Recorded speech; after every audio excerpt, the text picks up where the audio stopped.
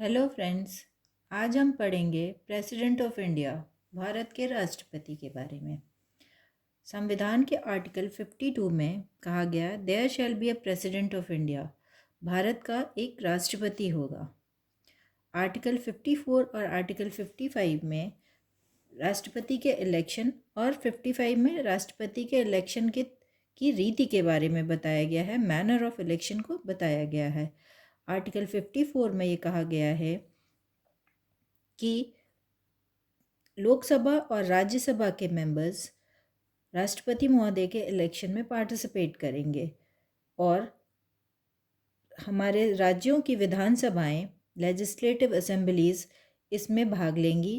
Plus जो दिल्ली और पौंडीचेरी है वो उसकी विधानसभाओं के मेंबर्स भी इन इलेक्शन में भाग लेंगे। दिल्ली और पौंडीचेरी हमारे संविधान में पहले से दिल्ली और पौंडीचेरी के सदस्यों को हमारे संविधान में पहले से नहीं बताया गया था। यह सब 17th अमेंडमेंट 17वां संविधान संशोधन जो हुआ है उसमें दिल्ली और पौंडीचेरी को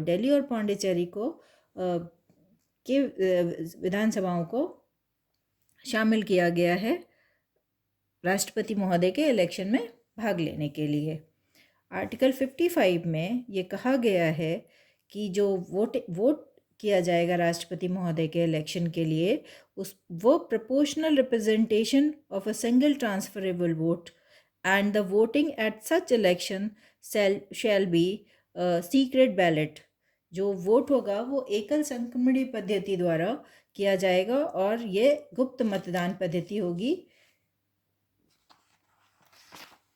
नेक्स्ट इसमें बताया गया है आर्टिकल 57 में, जिसमें ये कहा गया है कि राष्ट्रपति महोदय का री इलेक्शन किया, राष्ट्रपति महोदय री इलेक्शन में जा सकते हैं। हाँ, हमारे संविधान में कहीं भी ये नहीं कहा गया है कि राष्ट्रपति महोदय फिर से उस पद के लिए नहीं इलेक्शन में जा सकते हैं। वो फिर से अगर चाहें तो इलेक्शन लड़ना चाहें तो वो उस पद पे के लिए इलेक्शन लड़ सकते हैं।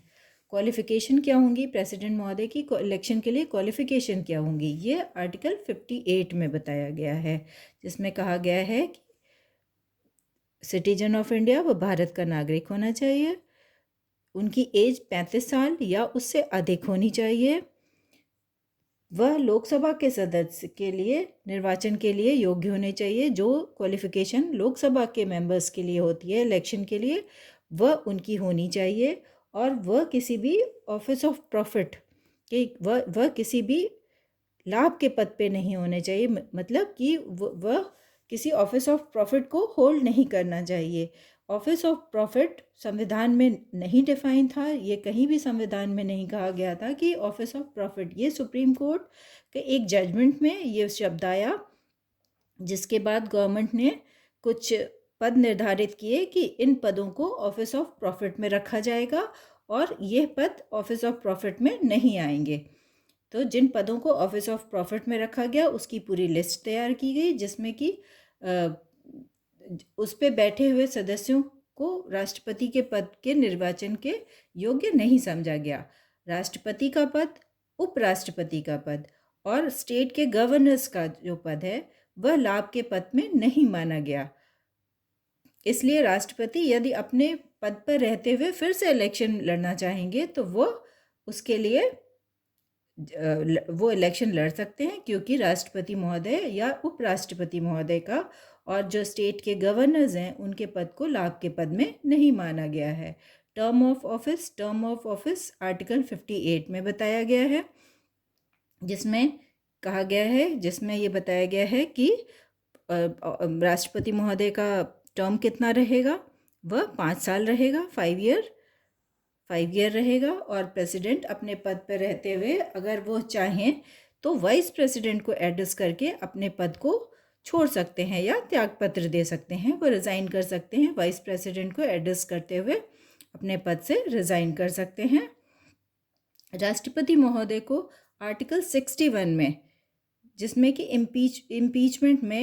इम्पीचमेंट के थ्रू हटाया जा सकता है, तो इम्पीचमेंट की कंडीशन क्या होगी, कंडीशंस होगी कि वायलेशन ऑफ कॉन्स्टिट्यूशन, संविधान का उल्लंघन करने के अपराध में या संविधान का उल्लंघन का चार्ज उन पर लगाकर ही उनको हटाया जा सकता है। इसके अलावा या इसके अतिरिक्त किसी भी तरीके से राष्ट्रपति महोदय को उनके पद से नहीं हटाया जा सकता है। और राष्ट्रपति महोदय तब तक अपने पद पर बैठे रहेंगे जब तक कि नया उनका उत्तराधिकारी उस पद को धारण नहीं कर लेता है। तब तक राष्ट्रपति महोदय उस पद पे बने रहेंगे। नेक्स्ट है राष्ट्रपति महोदय अगर रिज़ाइन करेंगे तो वो वाइस प्रेसिडेंट को एड्रेस करेंगे, और वाइस प्रेसिडेंट जो कि राज्यसभा के एक्स ऑफिशियल चेयरपर्सन होते हैं वह इमीडिएटली लोकसभा के स्पीकर को इसके बारे में इन्फॉर्म करेंगे। नेक्स्ट है ओथ। ओथ या शपथ, ये आर्टिकल 60 में राष्ट्रपति के ओथ के बारे में बताया गया है, जिसमें कि कहा गया है कि राष्ट्रपति को चीफ जस्टिस ऑफ इंडिया राष्ट्रपति को ओथ दिलाएंगे। अगर in case chief justice of India absent हैं या किसी वजह से वह अनुपस्थित हैं, तो जो भी सुप्रीम कोर्ट का सीनियर मोस्ट जज होगा वह राष्ट्रपति महोदय को शपथ दिलाएगा। यहाँ पर ये चीज़ ध्यान रखिएगा कि राष्ट्रपति महोदय जब शपथ लेते हैं तो वो चीफ जस्टिस के द्वारा लेते हैं, लेकिन जब अपना रेजिग्नेशन उन्हें देना होता है तो वो वाइस प्रेसिडेंट को देते हैं।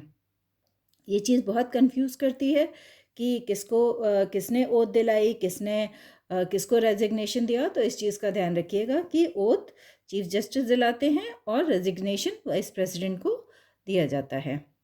अगर आपको मेरे वीडियो के कंटेंट पसंद आ रहे हैं तो प्लीज़ वीडियो को लाइक करें, शेयर करें, सब्सक्राइब करें, जिससे मैं आपके लिए और इसी तरह के अच्छे और जानकारी युक्त वीडियोस लाती रहूं। Thank you.